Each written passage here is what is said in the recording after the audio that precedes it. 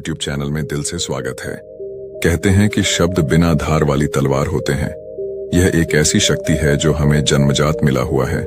मानव अकेला ऐसा प्राणी है जो बातचीत कर सकता है, जिसके पास ढेर सारे शब्द हैं, लेकिन इन शब्दों के सही प्रयोग का पता होना बेहद आवश्यक है। एक बार व्यक्ति अपने मुंह से जो शब्द निकाल देते हैं वह कभी वापस नहीं आता। शब्दों से ही बड़े बड़े युद्ध हो जाया करते हैं और इन्हीं शब्दों के प्रयोग से बड़े बड़े युद्धों को टाला जा सकता है। इस संसार में अलग अलग प्रकार के व्यक्ति हैं और सबका हर बात पर अलग अलग विचार भी होता है।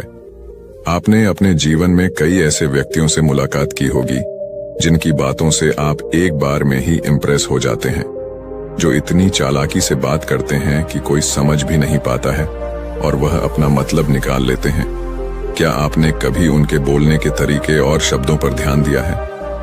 दरअसल वह कुछ ऐसी बातों का ज्ञान रखते हैं जिससे वह एक बार में ही आपको इम्प्रेस कर लेते हैं।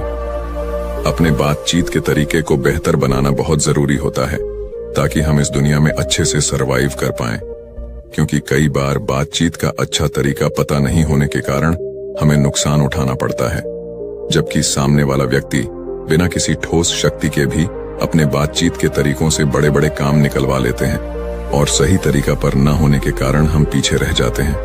आइए आपको बौद्ध सन्यासी और एक युवक की कहानी के माध्यम से बताते हैं कि बातचीत करने का सही तरीका क्या होता है और किस प्रकार से आप अपनी बातों से दूसरों को सहमत कर सकते हैं। कहानी शुरू करने से पहले चैनल को सब्सक्राइब कर लीजिए और बेल आइकन भी दबा दीजिए। दोस्तों, गौतम बुद्ध की शिक्षा हर किसी के जीवन को नई दिशा दे सकती है। अगर आप भी इसे मानते हैं तो कमेंट्स में नमो बुद्धाय लिखना मत भूलिए। एक समय की बात है, एक घने जंगल के किनारे एक गांव था। उस गांव में एक व्यक्ति रहा करता था। वह व्यक्ति दिल का बहुत अच्छा था, सभी की मदद करता था, किंतु उसके साथ एक समस्या थी कि वह ठीक प्रकार से बात नहीं कर पाता था।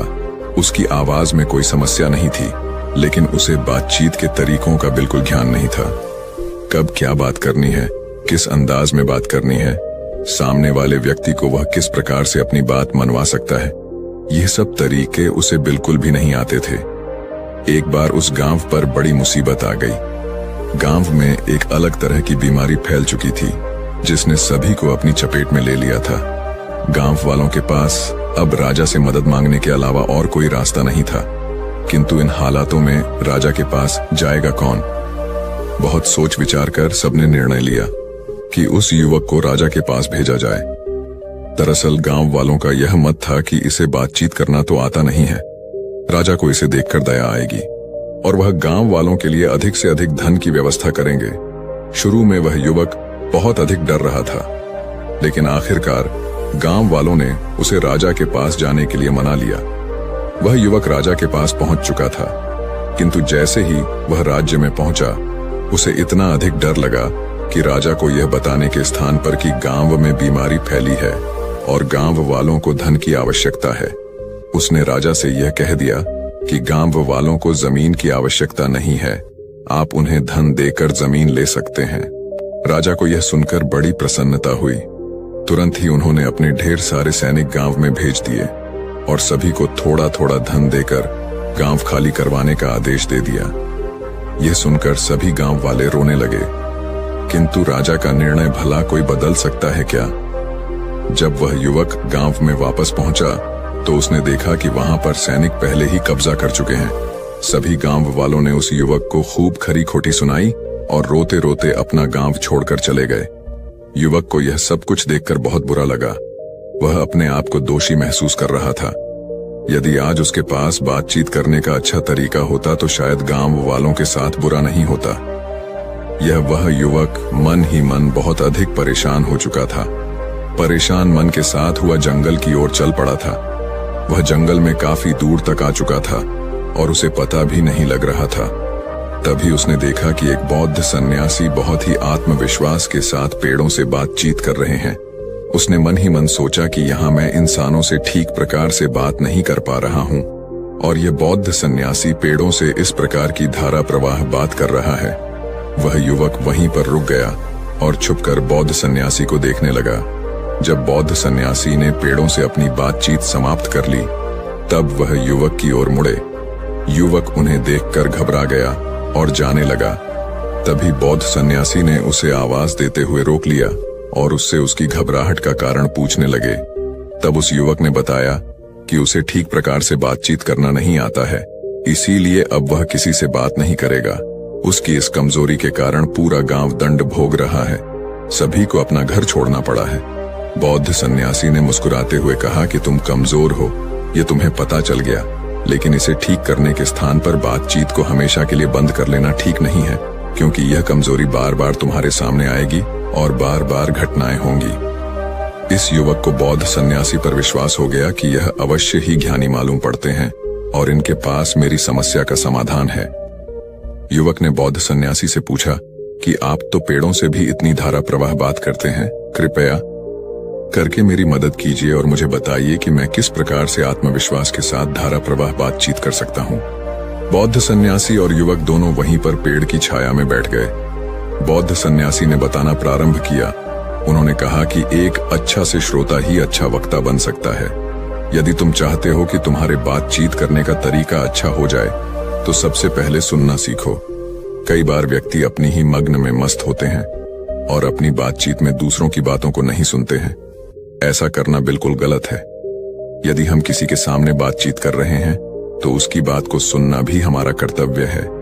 यदि हम सामने वाले को अपनी बात पूरी करने देते हैं, तभी जाकर वह हमें आत्मविश्वासी मानकर हमारी बात पर ध्यान देते हैं और इस प्रकार से एक अच्छा संचार होता है। अच्छी बातचीत का दूसरा तरीका है विचारों को आसान भाषा में कहना। अपनी बात को आप जितना अधिक से अधिक सरल शब्दों का प्रयोग करके कहेंगे, सामने वाले व्यक्ति पर उतना अधिक असर होगा। जब आप बातचीत को बहुत ज्यादा घुमा फिर करते हैं, तो सामने वाला व्यक्ति उसमें रुचि नहीं लेता है। उसे आपकी बातें बेकार लगने लगती हैं और इस प्रकार आप जो कहना चाह रहे थे वह नहीं कह पाते हैं। स्पष्ट शब्दों का प्रयोग। बातचीत के तरीके में शब्दों का स्पष्ट होना बहुत जरूरी है। बहुत तेज और जल्दबाजी में शब्द नहीं कहने चाहिए। अपनी बात को मीठे स्वर में और धीरे धीरे बोलना चाहिए, ताकि सामने वाला व्यक्ति पूरी तरह से आपकी बात को समझ सके। जब सामने वाले व्यक्ति को आपकी बात में हिचकिचाहट नजर आएगी, तब वह या तो आपका मजाक उड़ाएगा या फिर आपकी बात में रुचि लेना बंद कर देगा।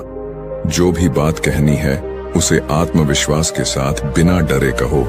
यदि तुम्हारे चेहरे पर डर दिखाई देगा, तो सामने वाला व्यक्ति तुम पर हावी होने का प्रयास करेगा।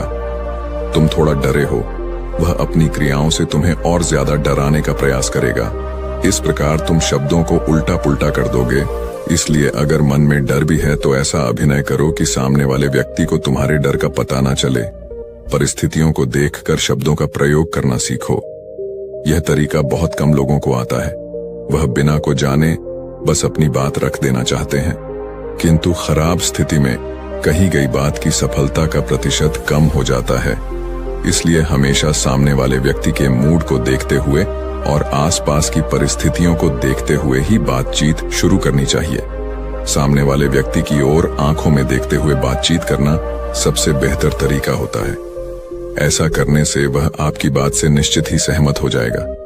यदि आप बातचीत के समय इधर उधर देखते हैं या फिर नीचे की ओर देखते हैं, तब सामने वाला व्यक्ति आपकी बातों पर विश्वास नहीं करता है और समझ जाता है कि या तो आप झूठ बोल रहे होंगे या आपकी बातों में किसी प्रकार का कोई वजन नहीं है। वह आपकी बातों से अपना ध्यान हटा लेता है और इस प्रकार उसे अपनी बातों से सहमत करना मुश्किल हो जाता है। कभी भी अपनी बात शुरू करने से पहले सामने वाले व्यक्ति को कुछ ऐसे शब्द कहें जिससे कि उसे प्रसन्नता हो। उसे आपका अच्छा संपर्क, कनेक्शन होना आवश्यक है, तभी जाकर वह आपकी बातों से सहमत हो सकेगा। यदि उसे जरा सा भी महसूस हुआ कि आप उसके साथ रूखा व्यवहार कर रहे हैं, तब वह आपकी बातों पर ध्यान नहीं देगा। इसलिए अगर किसी से अपनी बात मनवानी है, तो उसके बारे में 2-4 अच्छे शब्द कह देने में कोई बुराई नहीं है। न कहना आना चाहिए। कई व्यक्ति ऐसे होते हैं जो हर परिस्थिति में हाँ हाँ कहते हुए जाते हैं। उन्हें लगता है कि एक अच्छा व्यक्ति बनने के लिए सभी को हाँ कहना आवश्यक है, किंतु ऐसा बिल्कुल नहीं होना चाहिए। आपको ना कहना आना चाहिए। हर परिस्थिति में सबसे पहले अपने आप को रखना चाहिए।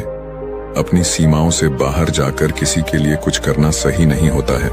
जब तक आपका व्यक्तिगत नुकसान नहीं है, तब तक मदद करना ठीक है, किंतु व्यक्तिगत नुकसान उठाते हुए किसी को हाँ कर देना सही नहीं होता। न कहना भी एक मजबूती का प्रदर्शन माना जाता है। इसका प्रयोग अवश्य करें, जहां जरूरत हो वहीं पर बोले। कई व्यक्ति ऐसे होते हैं जो दूसरों के मामले में भी बिना मतलब के बोलते रहते हैं। ऐसा करने से वह अपनी वैल्यू ही घटाते हैं। कभी भी ऐसे मामलों में नहीं बोलना चाहिए जिसका सीधा संबंध आपसे ना हो। यदि आपको उस मामले में बोलने के लिए आमंत्रित किया जा रहा है तो दोनों पक्षों की बातों को ध्यान में रखकर ही बोले। ऐसे शब्दों का प्रयोग बिल्कुल ना करें जो दूसरे व्यक्ति को दुख दें।